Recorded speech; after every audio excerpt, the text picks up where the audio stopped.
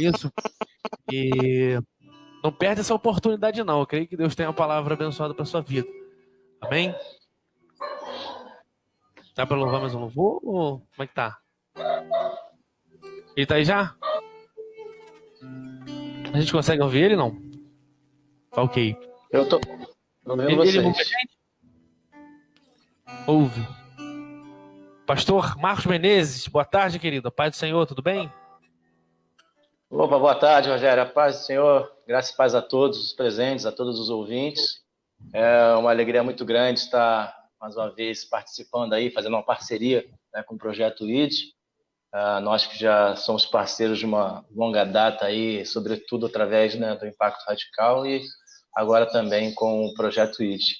É uma honra para mim estar participando nessa tarde desse mover de Deus. Estava assistindo a palavra agora há pouco do pastor Canindé, uma palavra abençoada, muito edificante, e espero aí corroborar da mesma forma com aquilo que Deus colocou no meu coração para essa tarde. Amém, pastor. A honra, né? A gente agradece a Deus por nós termos essa honra de estar participando junto com o Senhor. Desde já ser gratos também realmente por essa parceria de longo tempo, tá bom? Gostaria de pedir ao Senhor para algumas instruções sobre a live.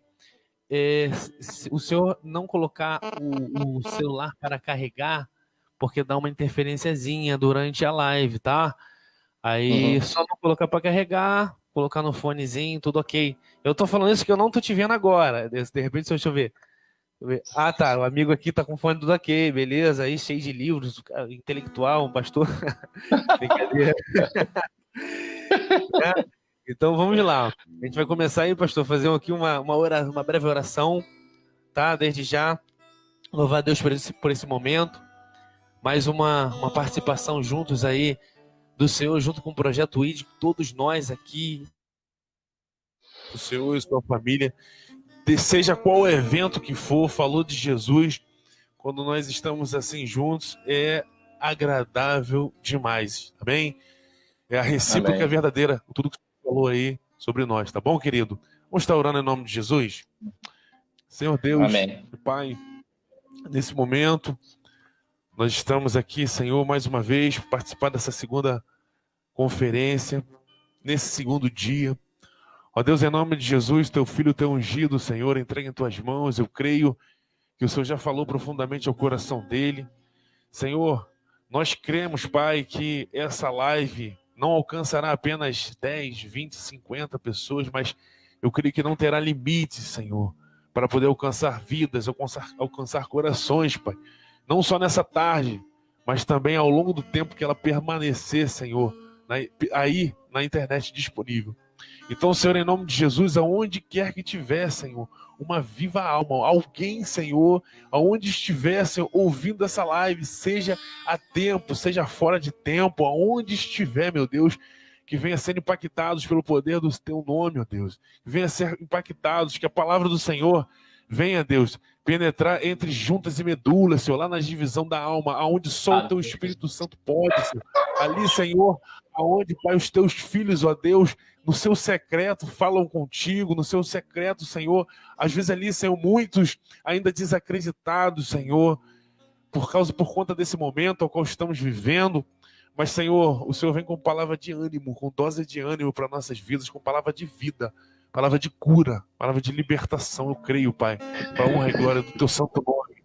Usa o teu filho, em nome do Senhor Jesus. Amém e amém. Pastor, é contigo. Amém. Deus abençoe a sua vida.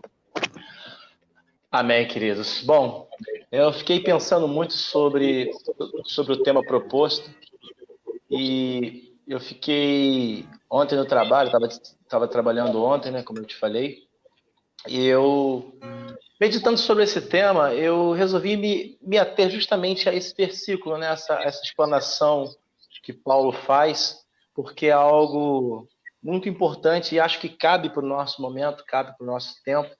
Eu vou me ater ao texto de 2 Timóteo, né, na carta de 2 Timóteo, capítulo 4, verso 1 e 2, enquanto o pessoal vai procurando aí, algumas considerações iniciais. Algumas pessoas sabem, eu faço parte da Agência AGI, Agência Impacto Radical, e também faço parte da Igreja Transformação de Vidas, né, aqui em Maricá. Eu só peço você, o Rogério, o pessoal da equipe de apoio, para estar me orientando com relação à questão do tempo, né? São 4 horas agora, eu não sei, acho que não sei até quanto tempo eu tenho, mas só para você me nortear aí, tá ok? Para eu não me exceder. A segunda carta de Timóteo. Tá, pastor? Oi? 1 hora para o senhor até as 5 da tarde, fica à vontade, tá? Mas a gente vai orientando qualquer coisa aqui, tá bom? Tudo bem. Vai que eu me empolgue aí, você sabe como é que é, o esquema de radical Mas, enfim. Então, eu estava pensando sobre essa carta de Paulo e, assim, o ideal seria que... Não tem problema não, desculpa atrapalhar aí. Amém. Eu fico pensando, porque, assim, essa carta de Paulo a Timóteo, essa segunda carta, na verdade, ela tinha que ser esmiuçada, né, pela igreja, pelos irmãos, pelo corpo de Cristo, tanto a primeira quanto a segunda. Então, eu até deixo aqui já uma indicação, você que está em casa, que está disponível, se debruce sobre essas cartas, né, a primeira e a segunda de Timóteo, e também a carta de Tito, porque elas meio que caminham junto no seu entendimento, na proposta de Paulo. A gente conhece, sabe que essa carta ela é intitulada como Epístola Pastoral, porque Paulo aqui ele não está se dirigindo especificamente à igreja, né, como as demais cartas. Você percebe que tanto em Efésios quanto em Colossenses, Filipenses, ele se dirige a um grupo de pessoas, né? Ele se dirige diretamente à igreja do Senhor. Aqui, nesse caso, o contexto, ela é classificada como carta pastoral porque Paulo está se dirigindo a Timóteo, que naquele exato momento ali, ele estava exercendo liderança sobre um grupo de pessoas, né?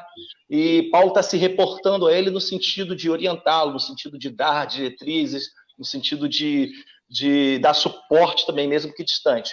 Então, ainda que não seja uma carta diretamente para uma igreja, ela é muito eficaz na sua proposta, dentro daquilo que tem na sua doutrina, nos seus escritos, para a igreja. Paulo se dirige primeiramente a Timóteo porque é líder, mas todo ensinamento que um líder recebe, ele reparte com os demais. Então, Paulo, na verdade, está fazendo um tratamento pessoal para acertar um total. É como se Paulo estivesse mirando no individual para acertar um coletivo.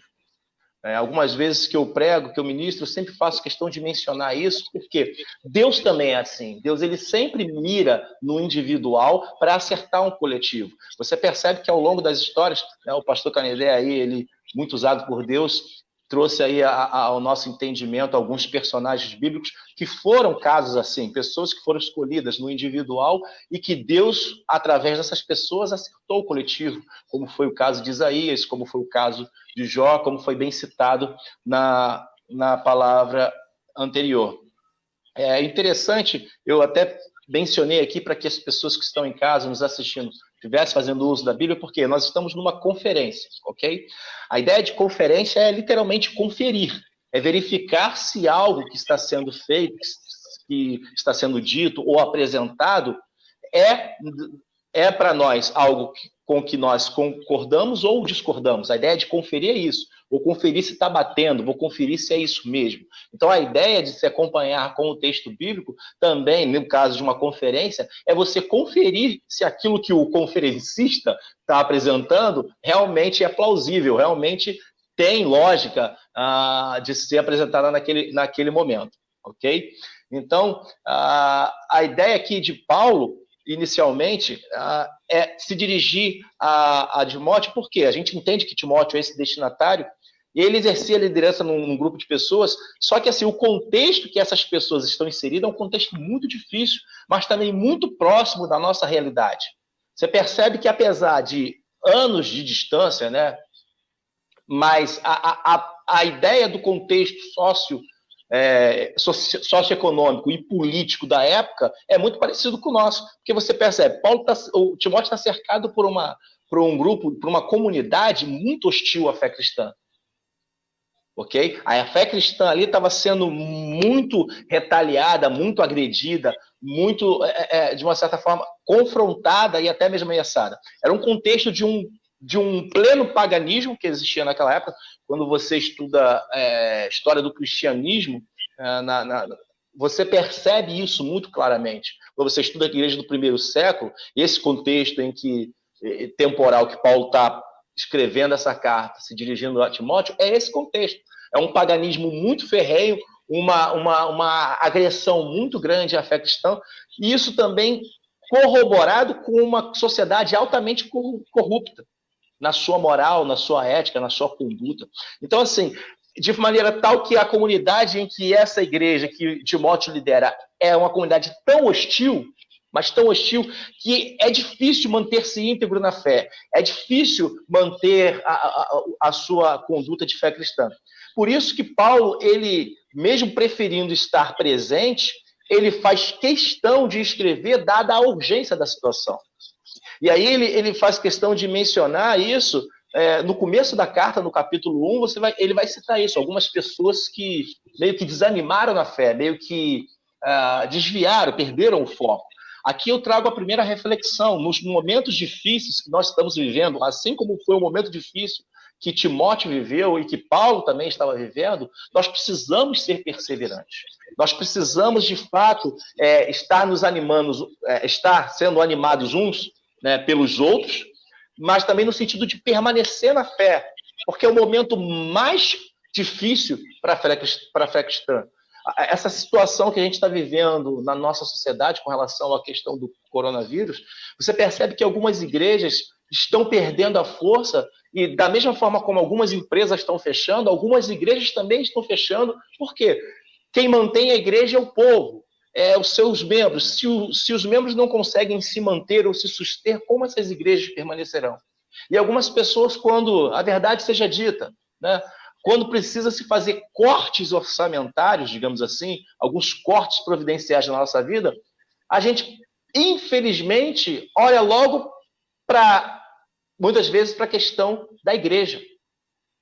A gente diz priorizar a Deus, a gente diz priorizar o evangelho, mas muitas vezes quando a gente precisa demonstrar isso na prática, que é justamente manter as portas abertas da igreja, muitos de nós acabamos falhando, porque somos sufocados pela situação, pelo contexto que estamos vivendo, por conta de uma sociedade tão hostil, por conta de uma sociedade tão corrupta e tão imoral.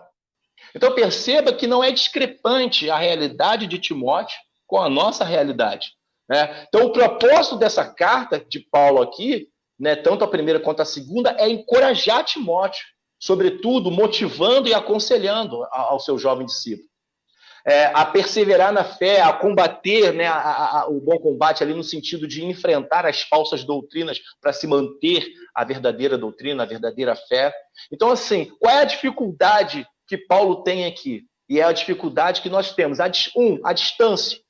Você percebe que, graças a Deus, nós temos o avanço da tecnologia para que nós possamos, de maneira tal que eu aqui em Maricá e vocês aí em Saquarema e os demais ouvintes, seja lá onde quer que estejam, estamos todos nesse exato momento como se estivéssemos no mesmo espaço físico. Estamos num ambiente virtual, mas mesmo no ambiente virtual em que fisicamente estamos separados, é inegável a manifestação de Deus, é inegável o agir de Deus, é inegável a unção presente nessa live. Então, desde já, eu quero aproveitar também para parabenizar vocês pela iniciativa, parabenizar toda a equipe de apoio, parabenizar todos aqueles que abriram mão de um feriadão para estarem fazendo a obra do Senhor.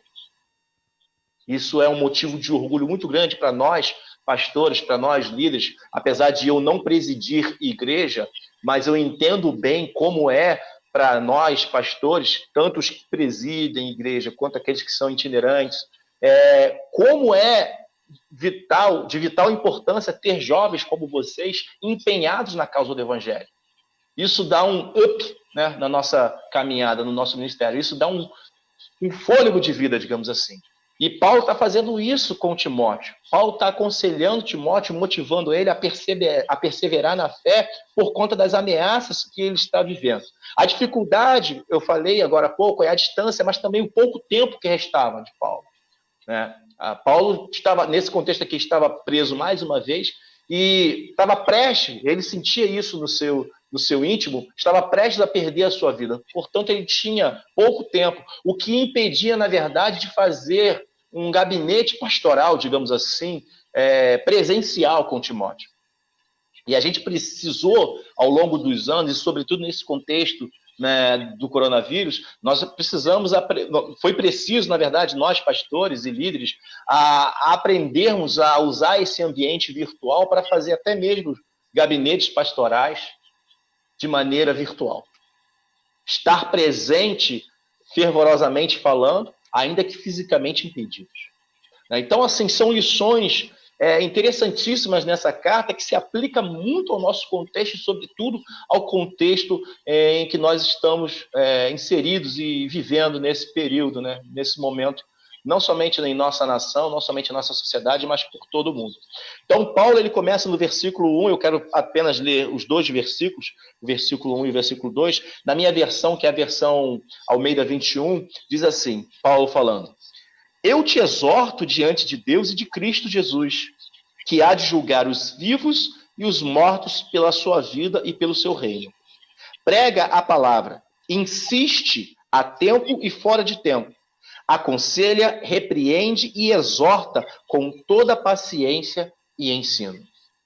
Então, Paulo aqui, na verdade, ele está fechando a sua carta, e o início do encerramento da sua carta, digamos assim, o início da sua conclusão, ele começa com a expressão: ei, ô Timóteo, eu te exorto.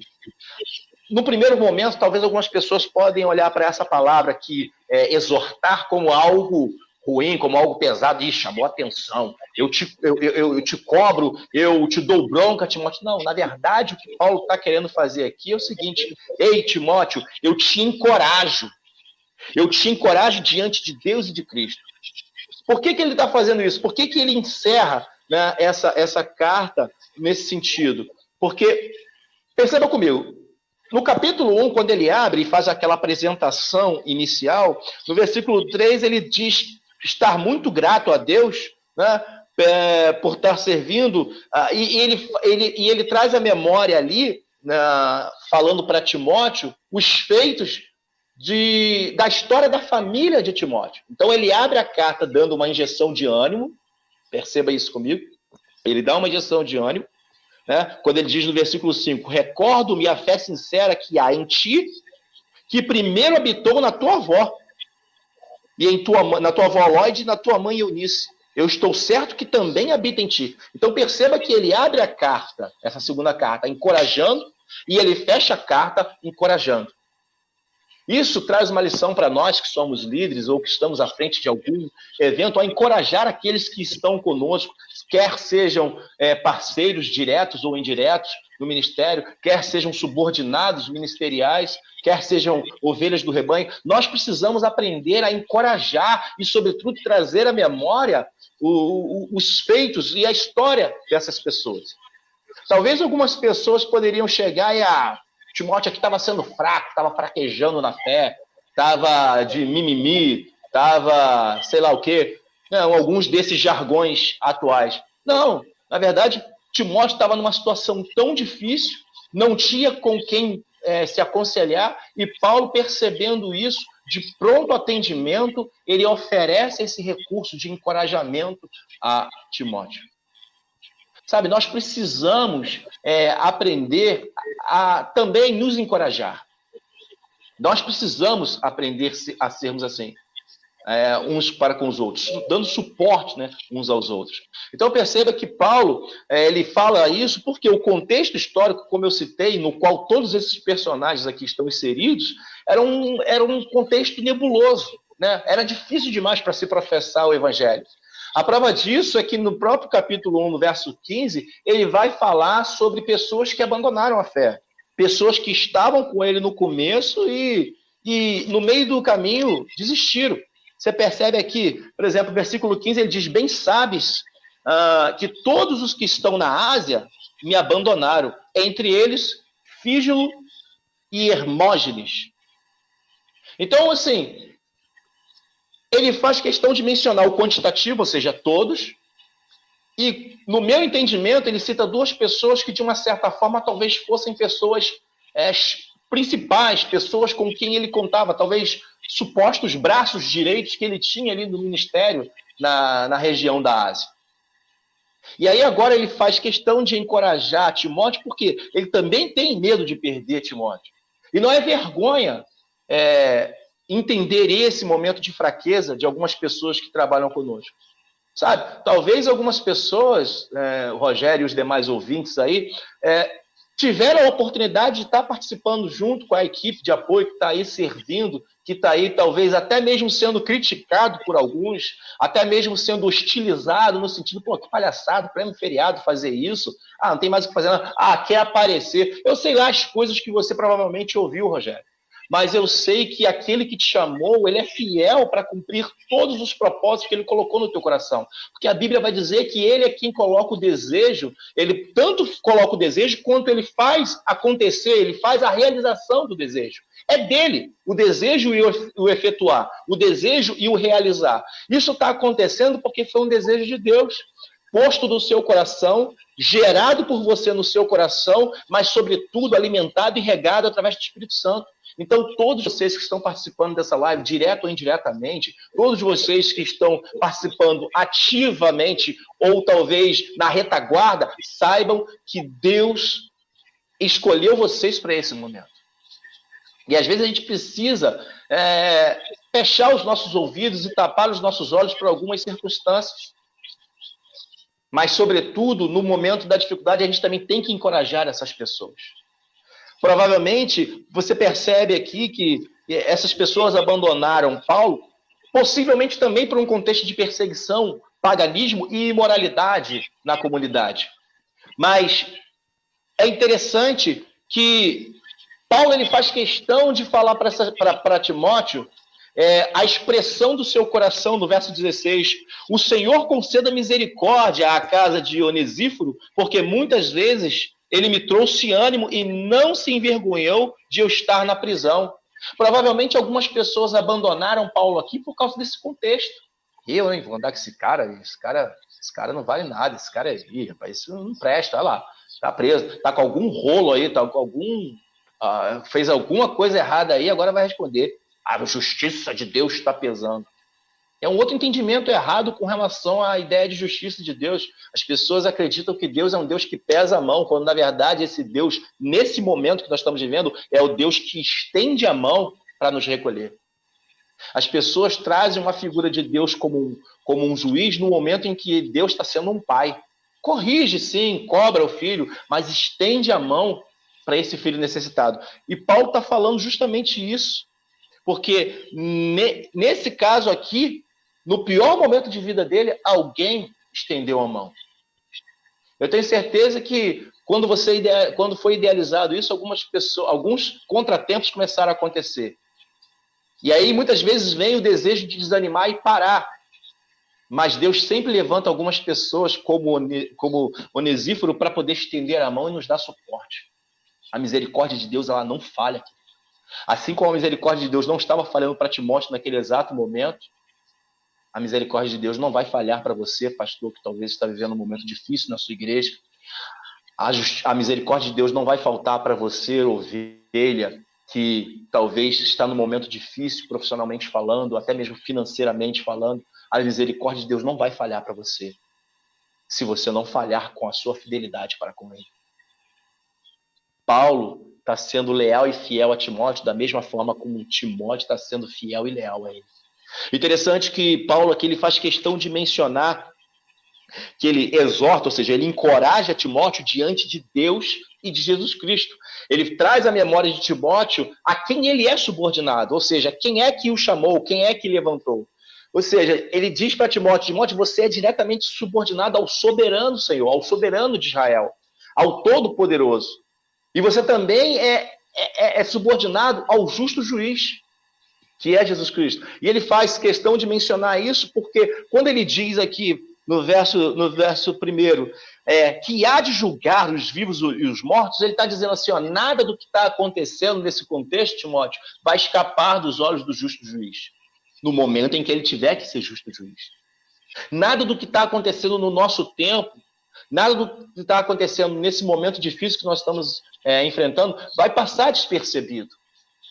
E aí eu abro aqui um leque para uma abrangência, não somente a nível eclesiástico, não somente a nível da igreja, mas eu abro aqui um leque para nível nacional, até mesmo no sentido do que está acontecendo na economia, na política, nas perseguições e falcatruas que acontecem. Não quero entrar aqui no mérito de ideologia político-partidária, mas a gente percebe que há tempos o nosso país tem vivido uma verdadeira farra com os recursos públicos. Nada disso vai passar despercebido, independente de quem quer que seja, político ou não político, cristão ou não cristão, líder religioso ou não líder religioso, nada disso passa despercebido aos olhos do justo juiz quando ele tiver que se posicionar para julgar. E aí Paulo ele menciona isso. Ninguém há de escapar, ele há de julgar os vivos e os mortos através da sua vinda e pelo seu reino. Ou seja, trata-se no caso aqui do momento em que ele voltar, isso fala da segunda vinda de Jesus, mas fala também do momento em que ele vai sobrepor a todos esses reinos que já existiam ao longo da história da humanidade, ele vai sobrepor um rei que é melhor do que qualquer outro que já existiu. Melhor mesmo até do que o império, do que o período do reino de Salomão, do reinado de Salomão, que é considerado um dos reinados mais pacíficos, pelo menos ali os 40 primeiros anos, né, digamos assim, do reinado de Salomão foi um reinado pacífico, tanto é que, tipologicamente falando, aponta para o contexto do reino messiânico. Né? A ideia de Salomão sendo levantado como rei, como sucessor de Davi, era justamente para poder mostrar que cumprimento de profecias, quando o texto, se não me engano, acho que é Isaías que diz que de Sião virá o libertador, o redentor, ou seja, aquele que irá proclamar um período de paz, irá isentar a culpa da nação e estabelecer um período de paz. Salomão faz isso no contexto da sua época, quando ele faz ali articulações políticas, sim, articulações políticas e econômicas com várias outras nações. Né? Ele faz uma política ali meio que trazendo para um contexto mais contemporaneizado, ele faz ali uma ideia de política de livre comércio. Ele faz negociações com todos os reinos daquela época e ele estabelece um período pacífico tão lindo e maravilhoso que meio que, de uma certa forma, ele acabou caindo também num certo comodismo. E aí a gente sabe que, com o decorrer da história, ele incide num pecado por conta das suas inúmeras companheiras, né, das suas inúmeras mulheres, ele acaba se pervertendo e deixando, né, de se manter íntegro e fiel ao Senhor. Mas isso é um outro caso, é só mesmo para estar aqui um norte daquilo que nós estamos falando. Então ele traz a memória de Timóteo, a quem ele é subordinado. Eu encorajo você diante de Deus e de Cristo Jesus, aquele do qual ninguém escapa, aquele que há de julgar vivos e mortos, né? Pela vinda do seu reino, pela sua vinda e pelo estabelecimento do seu reino, ou seja, a ideia de estabelecer um reino tão maravilhoso e pacífico como nenhum outro antes existiu na face da terra. E aí, depois que ele faz essa introdução da sua conclusão, digamos assim, ele então dá continuidade dizendo, olha, prega a palavra. Ele meio que dá uma ordem aqui. A ideia no grego desse contexto aqui de pregar, né, é justamente ele falar para Timóteo assim, Timóteo, se posicione como um arauto real. Se você for pegar as histórias medievais, por exemplo, o arauto era a pessoa responsável para ser o representante diplomático do rei, no sentido de trazer a notícia, seja de paz ou seja de guerra. Por exemplo, só para os amados irmãos ouvintes se atualizarem, pega, por exemplo, um filme qualquer aí que você lembre na sua mente agora, de guerra medieval, de contexto medieval, em que tem um reino brigando com outro reino. Antes de começar a batalha propriamente dita, não tem ali... às vezes os dois reis vão conversar, ou então eles mandam um representante para ir lá e fazer as negociações. seja de rendição, tentam fazer um acordo antes de chegarem às vias de fato. Então, essa era a responsabilidade do arauto. O arauto, ele era o mensageiro do rei. Ele era o mensageiro da autoridade, ele era o mensageiro, e aí trazendo para a esfera, digamos, no contexto de autoridade, podia ser representante oficial de um rei, de um juiz, de um príncipe, de um comandante militar, enfim. Paulo está lembrando a Timóteo que ele é mensageiro de um Senhor supremo, de um Senhor soberano e de um juiz que julga todos os juízes.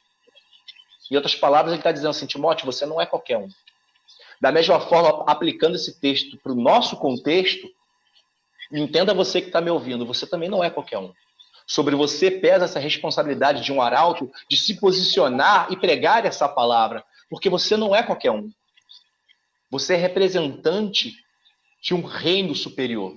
Paulo ele vai falar em 2 Coríntios capítulo 5, verso 20, que nós somos embaixadores, nós somos representantes diplomáticos de um rei. A diferença entre um embaixador e um arauto é que o arauto ele vai fazer a negociação para se estabelecer um acordo entre reinos distintos. O embaixador ele já é posto lá quando esse acordo é feito. Nós somos embaixadores de Cristo na terra porque Cristo fez um acordo no sentido de promover a rendição da morte. Onde está, ó morte, a sua vitória? Ou seja, aquele que era temível por todos foi vencido na cruz por Cristo. Ou seja, a morte teve que se render de um jeito ou de outro. A morte teve que se render no sentido de entender que aquele que foi para a cruz, ainda que tenha sido acometido por ela, não ficou prostrado por ela. Antes, sobretudo, ao terceiro dia, ressuscitou e se posicionou nas regiões celestiais. E depois disso, levantou representantes diplomáticos, que somos nós, para estarmos estabelecidos nessa terra. Isso nos faz entender a nossa posição em Cristo hoje na terra, uma posição de reino celestial. Por isso que, das diversas vezes, Cristo falava, é chegado o reino dos céus. Porque quando ele chegava e a sua comitiva chegava, a representatividade desse reino chegava. Ele foi para o céu, ele voltou para o Pai, mas ele deixou uma representatividade aqui nessa terra. E essa representatividade no tempo de Paulo, naquela região onde Timóteo estava, era Timóteo. A representatividade desse reino, tendo uma postura diplomática, hoje, no nosso contexto, somos eu e você, amado. Se posicione, pregue a palavra. Se posicione como arauto, se posicione como alguém que traz a mensagem real, se posicione como alguém que está incumbido de uma grande responsabilidade, de abrir mão, muitas vezes, de um feriadão para estar comunicando a palavra. A honra destes não vem dos seus iguais. A honra destes vem daquele que o enviou para essa tarefa. Pregue a palavra. E aí a ideia de palavra que Paulo apresenta aqui, a expressão no grego é literalmente logos, que é uma expressão usada para fazer menção à palavra de Deus, ao discurso de Deus. Logos pode ser encarado como um discurso, né? Na sua tradução mais simplificada, mas a ideia aqui é justamente apresentar um discurso de Deus. Né? Pregue a palavra, ou seja, se posicione como arauto que faz menção de uma maneira essencial da palavra de Deus, que revela o decreto de um rei. O arauto era aquele que revelava o decreto da autoridade que o enviou. A nossa posição de pregar a palavra é revelar o decreto que o nosso rei mandou, que o nosso Senhor soberano mandou. E eu quero aqui destacar 3 decretos que nós precisamos, não podemos deixar sair do nosso tempo, não podemos deixar cair em desuso ou ficar fora de moda, numa expressão mais jovial, digamos assim, uma expressão de mais fácil entendimento.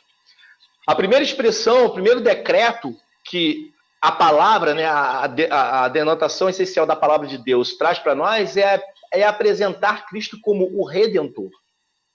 Isso não pode ser esquecido de maneira nenhuma. Cristo é o nosso Redentor. Quando a gente pega, se você quiser acompanhar na sua Bíblia, Romanos 11, versículo 26, essa palavra ela é destacada ali porque ela apresenta, ela faz menção a um texto antigo, a um texto do Antigo Testamento, que diz assim, verso 26, e assim todo Israel será salvo, como está escrito, o libertador virá de Sião, ou o redentor virá de Sião, em algumas versões, e desviará de Jacó as impiedades. Ou seja, entenda que Jacó e as impiedades. Ele não vai desviar Jacó, que é a nação de Israel, né? Hoje, atualmente seria isso, e aí a gente pega um gancho nisso, porque ele veio para os seus, e os seus, né, não o receberam. E com isso deu a todos os outros, né, que creram no seu nome o direito de serem chamados de filhos de Deus. Então, hoje nós estamos nesse contexto.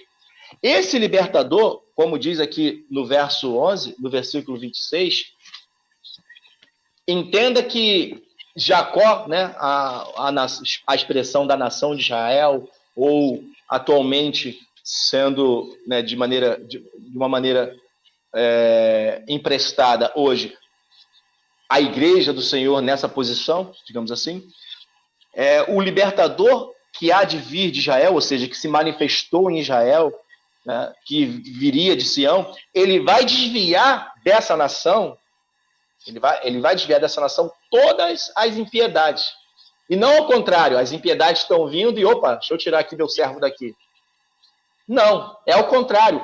A igreja está posicionada e todas as adversidades são desviadas. Entenda a sua posição em Cristo.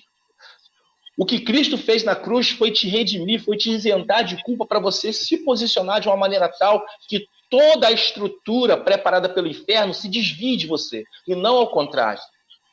Ou seja, na verdade, é você avançar e essas estruturas se desviarem. Quando o texto diz que as portas do inferno não vão prevalecer, não vão resistir à igreja do Senhor, entenda isso, é você avançando como representante, como arauto, como igreja do Senhor, e todo o inferno se desviando.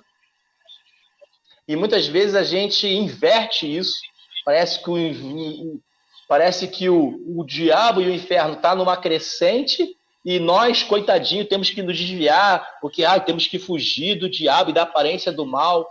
A ideia de fugir do diabo, de resistir ao diabo e fugir da aparência do mal, querido, não é numa expressão até mesmo chula, mas que cabe aqui, não é colocar semelhante a um cachorro que coloca o rabo entre as pernas e volta para o seu lugar. Na verdade, é se posicionar e fazer com que todos os outros cachorros que estão latindo batam em retirada. Eu estou usando esse exemplo porque eu tenho alguns cachorros aqui em casa, e aí 3 deles são Rottweiler. Às vezes, quando eu vou sair com o macho aqui na rua, isso acontece. Ele é bruto, é grande, né? Pretão. Então, quando eu estou passando na rua, os outros cachorros até latem. Mas quando ele, muitas vezes aqui na corrente, ele preso, quando ele se volta para um deles, no sentido de encarar, eles batem em retirada. A posição da igreja é semelhante a esse exemplo que eu estou dando do meu cachorro. Quando ele se posiciona, todos os outros têm que bater em retirada. Quando você se posiciona, meu querido, o inferno bate em retirada, a tristeza bate em retirada, a doença bate em retirada, a dificuldade bate em retirada. Não estou dizendo aqui que não vai existir tempos difíceis. Nós estamos vivendo nós estamos vivendo talvez o pior momento de alguns da nossa geração. Mas nós precisamos nos posicionar, porque isso vai ser desviado. O nosso Redentor que veio de Sião, o nosso Redentor, o nosso Libertador, se posicionou. Ele fez o que fez na cruz para que nós pudéssemos nos posicionar nele, para que todas as impiedades fossem desviadas. Entenda isso, querido. Um outro texto para você entender, para a gente avançar, o livro de Romanos, capítulo 8, eu já preguei isso algumas vezes, verso 1, diz que, portanto, agora já não há condenação alguma para os que estão em Cristo Jesus. Ou seja, perceba que o texto diz agora, ou seja, esse momento, isso é uma decisão de tempo. Ou seja, Qual é o tempo? Isso é uma decisão temporal. O tempo é esse. Eu preciso tomar essa decisão. Isso é uma decisão pontual. Qual é o tempo que eu tenho que tomar essa decisão? Agora. Portanto, agora não há nenhuma condenação para aqueles que estão em Cristo Jesus. Ou seja, Cristo está aqui. Ele fez o que fez na cruz do Calvário, redimiu toda a nação. Pronto. A obra de redenção está feita, está aqui. Portanto, agora, todos aqueles que estão em Cristo Jesus, não há condenação. Se eu estiver aqui, estou fora. Mas se eu estiver aqui, estou dentro. Portanto, nenhuma condenação há para aqueles que estão debaixo da obra de redenção da cruz. Qual é a sua posição? Estar debaixo da obra da redenção, estar debaixo do cuidado desse Redentor. Sabe, quando a ideia desse Redentor, desse libertador aqui, a expressão que Paulo usa no grego, diz respeito a alguém que isenta a culpa de outro alguém, por meio de um resgate ou de um pagamento de fiança. É como se, pensando aqui, sei lá, nas equipes de operações especiais, seja da polícia ou das Forças Armadas, né, quando tem, por exemplo, alguém que foi vítima de um sequestro. Existem duas formas de você reaver o sequestrado. Ou é por meio de uma equipe que vai lá e faça o resgate, ou é por meio do pagamento de fiança. Pagamento do resgate. Cristo aqui, posicionado como Redentor, ele cumpre essas duas características. Ele tanto nos resgatou, né, diz Efésios, que ele nos transportou do império das trevas, ou seja, do reino dos mortos, para o reino da luz, nos transportou para a vida. E a gente precisa entender isso. Nossa posição não é mais aquela. Nossa posição agora é no reino da vida, no reino da luz. Esse Redentor, esse libertador se posicionou quando ele foi para a cruz. Por isso que quando Cristo está na cruz, ele faz a expressão do tetelestai, né? Ele faz essa expressão do está consumado, porque a ideia de estar consumado aqui, a ideia desse tetelestai é uma expressão emprestada de uma palavra chamada, se não me engano, teleios, ou teleios, alguma coisa, acho que é teleios, que é perfeito. Ele está dizendo, está perfeito, está feito. Ou seja, é algo que foi feito e não precisa ser refeito. A expressão do está consumado, para você entender, né? A gente às vezes fala, tá pago. Às vezes é algo assim, um pouco meio que reducionista. É meio ínfimo. Às vezes acaba sendo considerado como algo irrisório. Mas a ideia do estar consumado é está pago de uma maneira que não precisa mais ser pago de outra maneira. Está feito de tal forma que não precisa mais ser refeito. Está consumado a tal ponto, está tão perfeito que não tem mais o que fazer. A ideia do estar consumado é isso. Por isso que ele é o nosso libertador que veio de Sião e por causa dele as impiedades é que se desviam.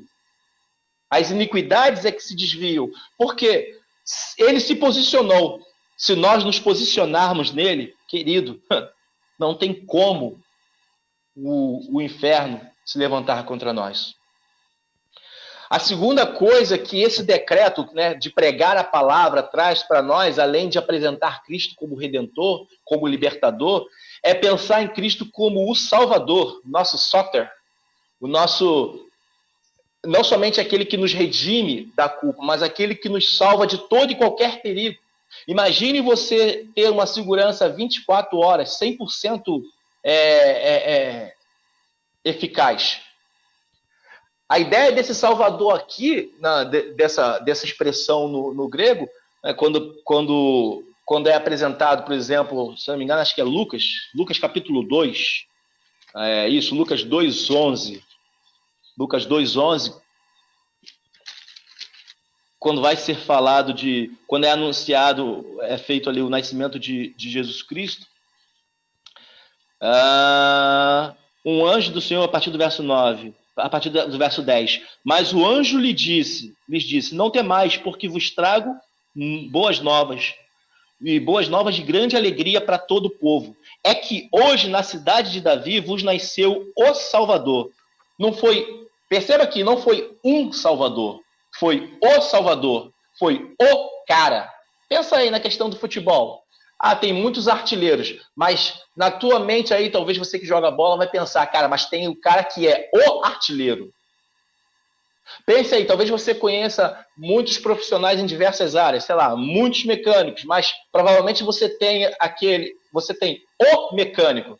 Eu tenho o meu que é de confiança, vou até abrir um espaço aqui para fazer o comercial, acho que a Silvana está na live, não sei se o Leandro está, mas o Leandro é o meu mecânico de confiança. Então, assim, quando eu penso em mecânicos, algumas pessoas me perguntam, me indica um mecânico de confiança. Eu falei, cara, existem muitos mecânicos bons, mas o meu, que eu confio, é longe, mora lá em Saquarema. Então eu levo o carro daqui de Maricá, levava de Niterói às vezes, para Saquarema, porque é o cara que eu confio.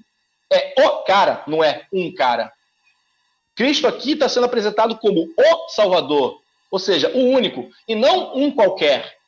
Um que salva agora e depois tem que salvar de novo.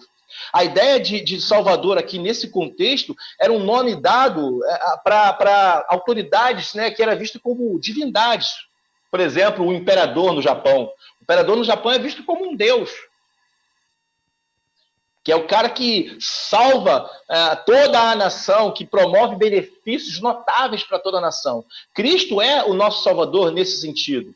A figura ali no tempo de Jesus, por exemplo, os Césares, né, as autoridades ali, os Césares, eram vistos pelo Império Romano como figuras divinas, como os salvadores da nação.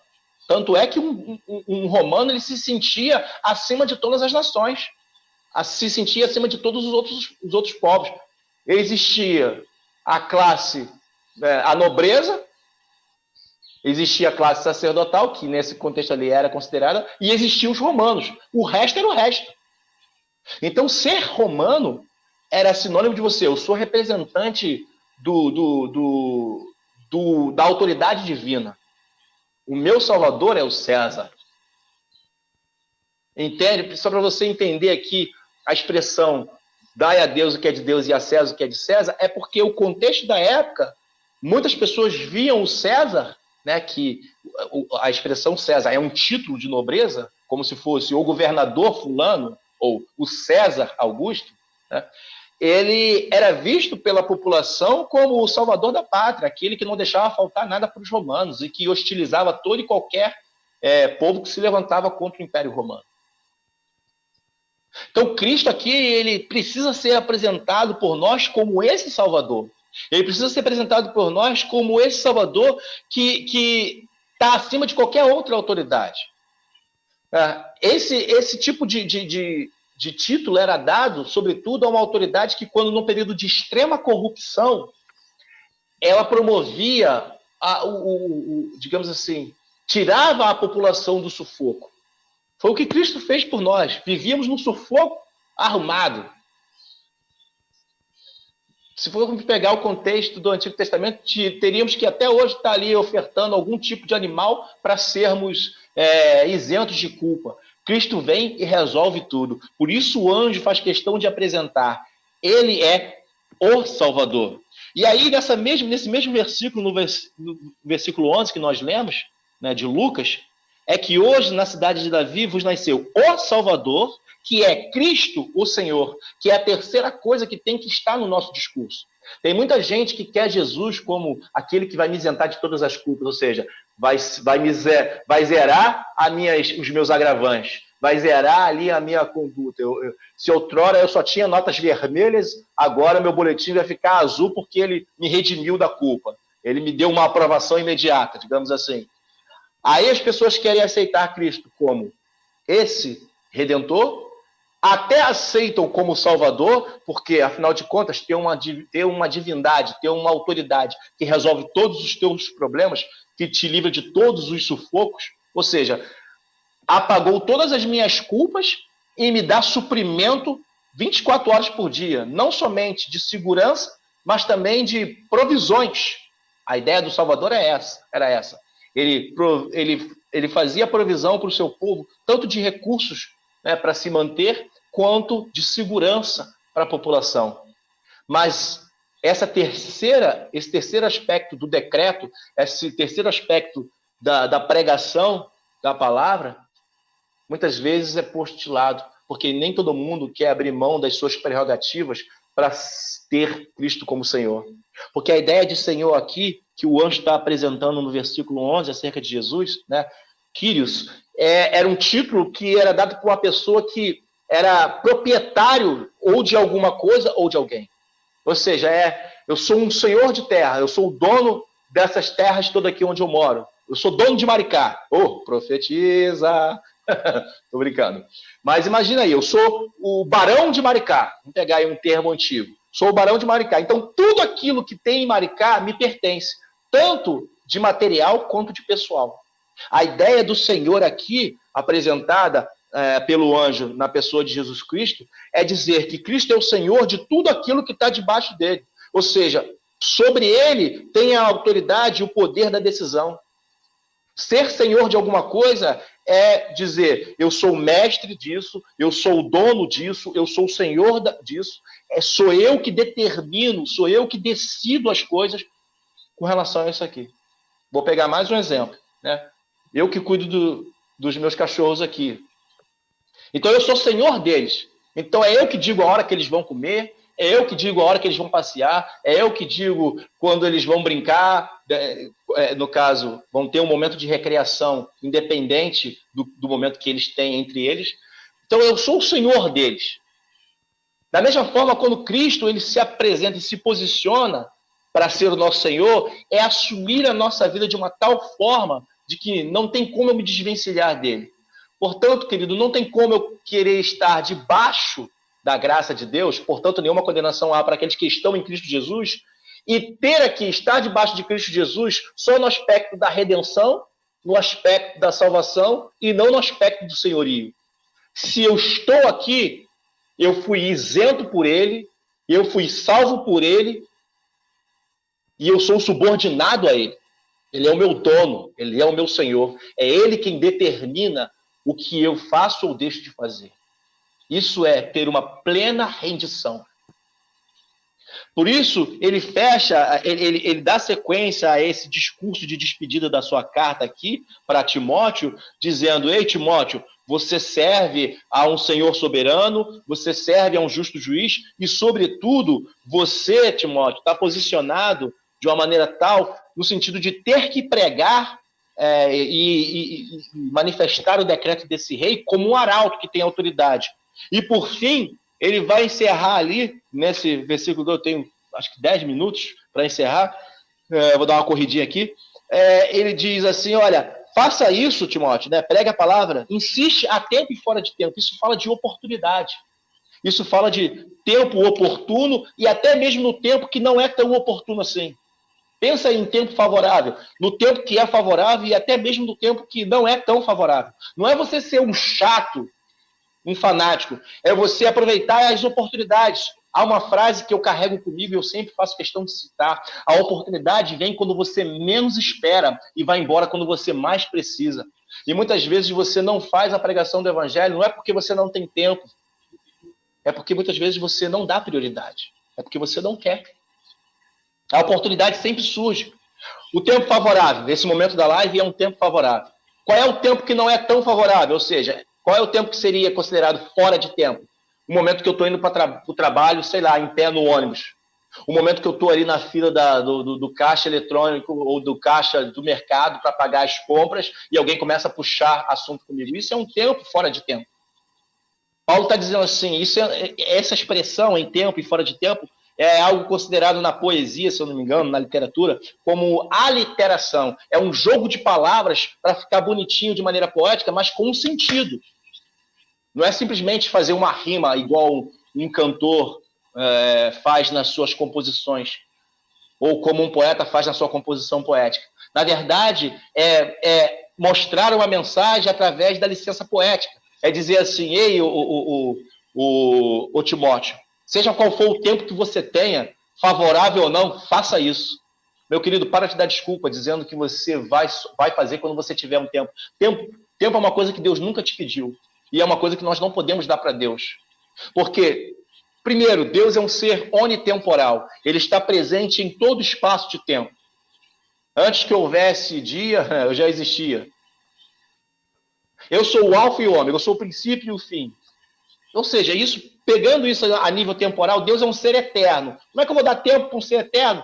Um ser que tem todo o tempo do mundo e fora do mundo. A outra questão é que Deus também é um ser atemporal, ou seja, ele está fora do nosso contexto de tempo. Quando eu penso em fazer algo, Deus já passou por ali há muito tempo, Deus já está à frente disso. Ei, eu te vi quando você estava sendo formado no ventre, não é isso que ele diz para o profeta? Quando tu estava no ventre, eu já tinha te visto. O salmista chega a esse entendimento, cara, se eu subir no mais alto monte, ou se eu subir ao céu, se eu subir nas nuvens, tu estás lá. Se eu descer no mais profundo oceano, tu também está. Como é que eu vou dar tempo para um ser que está presente em todo o espaço de tempo? Então essa desculpa não cola mais. Há tempo e fora de tempo é aproveitar todas as oportunidades. Paulo está dizendo assim, ei, Timóteo, eu sei que o momento é difícil, eu sei que a tua situação é complicada, é complexa, mas faça isso, insiste, prega, emite esse decreto real, seja qual for a oportunidade que você tenha, seja ela favorável ou não.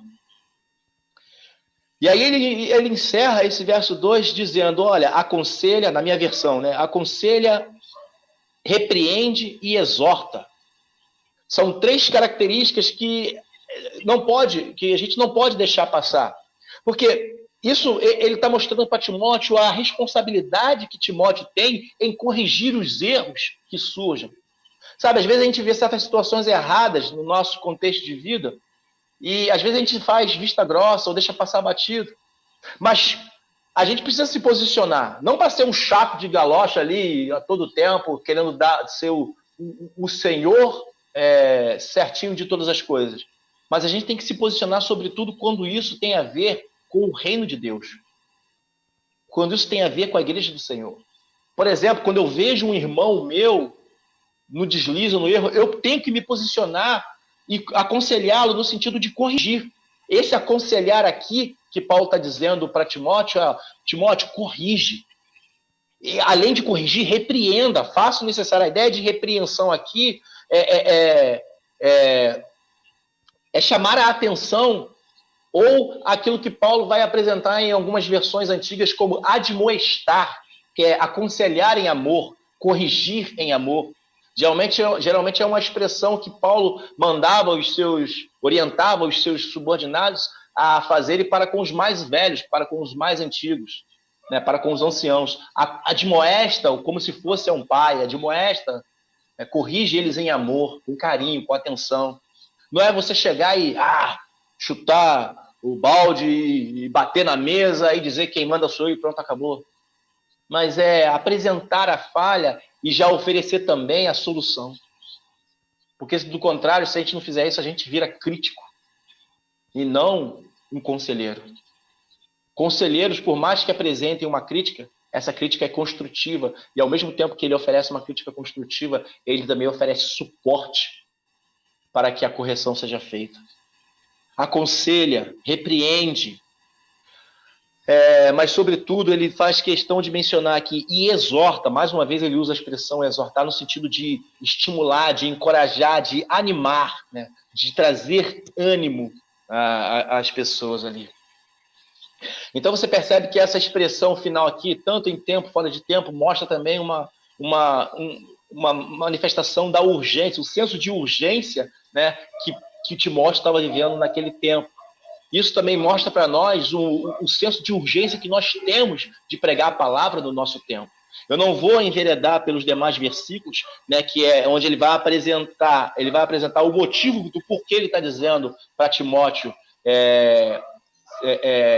aproveitar as oportunidades em tempo ou fora de tempo, ou seja, oportunidades favoráveis ou não tão favoráveis, porque o tempo não nos permite, mas depois você acompanha em casa a sequência dessa leitura, porque ele está dizendo justamente porque vai chegar um tempo em que vai ser difícil fazer isso. Nós estamos vivendo um tempo muito difícil, mas se a gente for parar para analisar o que a Bíblia diz, está por vir um tempo pior ainda. Não quero ser aqui alarmista, nem apocalíptico, nem, sei lá, fazer uma teoria de conspiração, nada disso, mas a verdade é que a Bíblia diz, e eu creio que é verdade, que haverá tempos difíceis. Mas nós já estamos. Estamos num tempo difícil.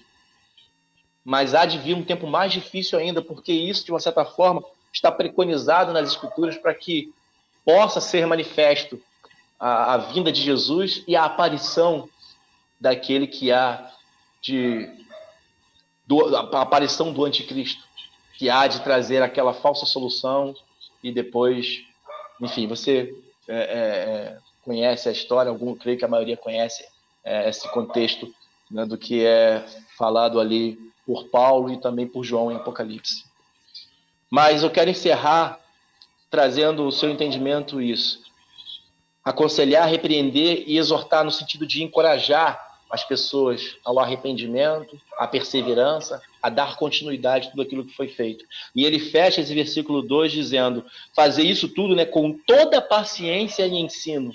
Né? Ou seja, a ideia aqui nós temos que provocar nas pessoas que nos ouvem, né, a disposição de obedecer. Eu estou aqui nessa tarde para provocar em você uma urgência, uma necessidade urgente de pregar a palavra, de aproveitar as oportunidades. Mas eu tenho que fazer isso com graça, com paciência e, sobretudo, enveredando esforços para não fugir da sã doutrina.